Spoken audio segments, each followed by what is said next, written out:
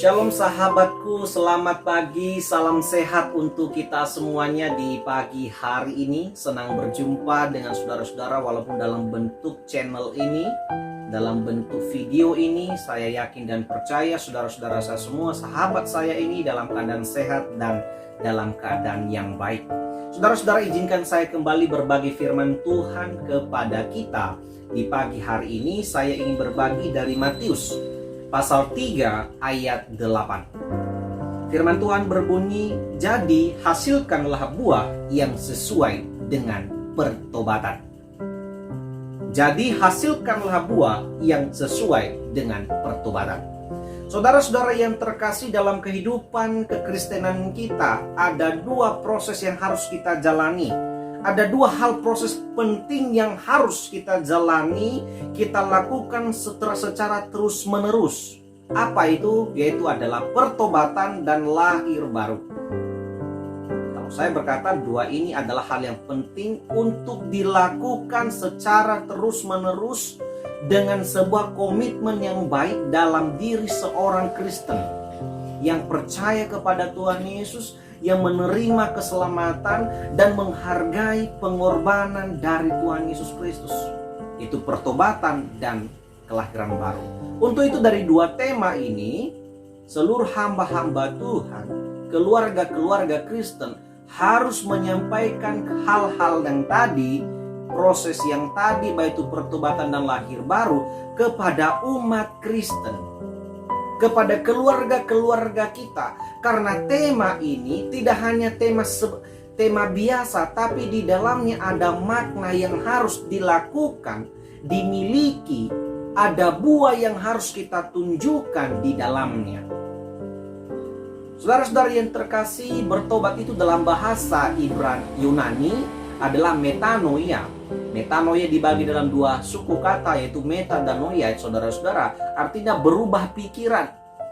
Saudara-saudara yang terkasih, dimaksudkan di sini adalah pikiran-pikiran jahat, pikiran-pikiran yang gelap, pikiran-pikiran yang bertentangan kepada firman Allah, pikiran-pikiran kotor.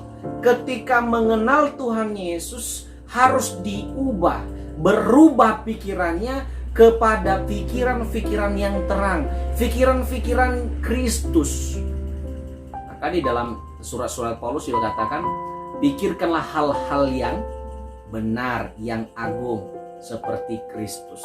Jadi saudara-saudara, orang Kristen harus hidup di dalam pertobatan, karena pertobatan itu menunjukkan perbuatan. Apa perbuatannya? Ada perubahan dalam pikirannya, dalam tindakannya. Saudara-saudara, pertobatan tidak hanya sekedar berubah, menyesali dosanya, atau menanggalkan dosanya, tapi ada sebuah keputusan yang harus kita ambil untuk merubah diri kita dari kesalahan kita. Contoh saudara-saudara yang terkasih, misalnya saya sering mencuri.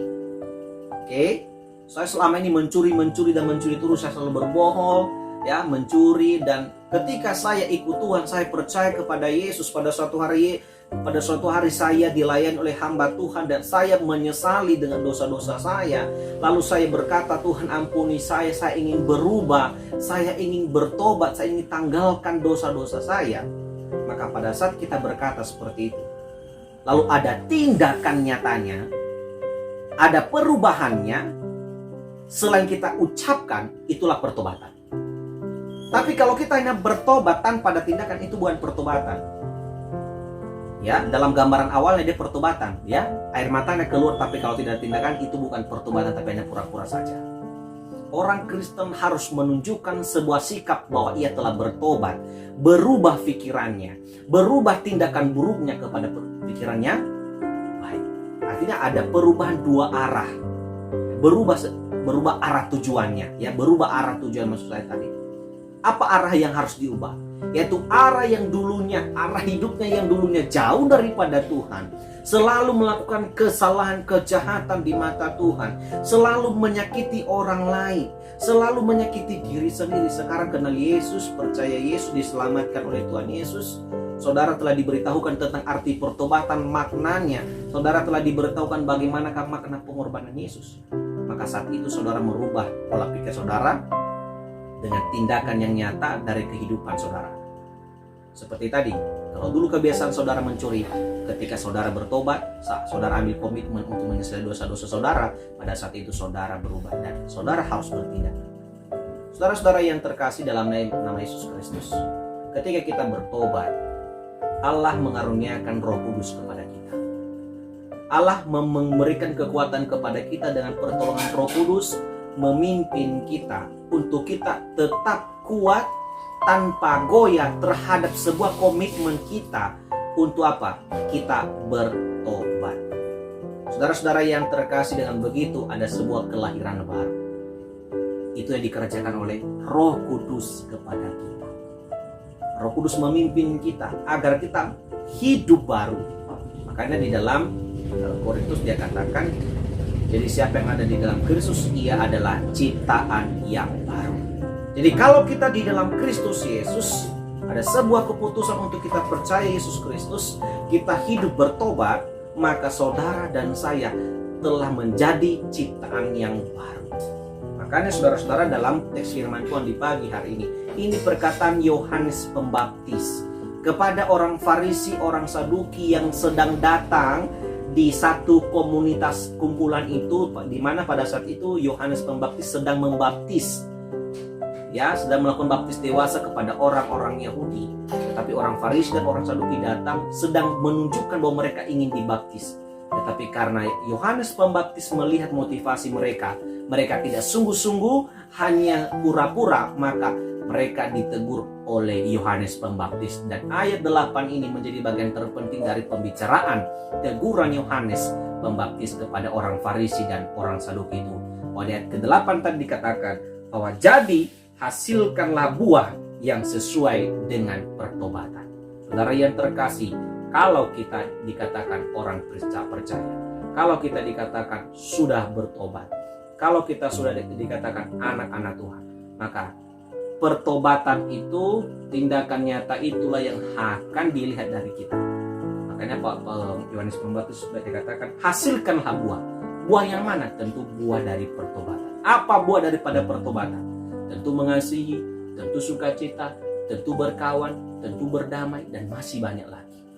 Hal-hal yang tidak bertentangan pada firman Allah, hal-hal yang mendorong kita untuk melakukan firman Allah, itulah buah yang harus dimiliki oleh orang percaya.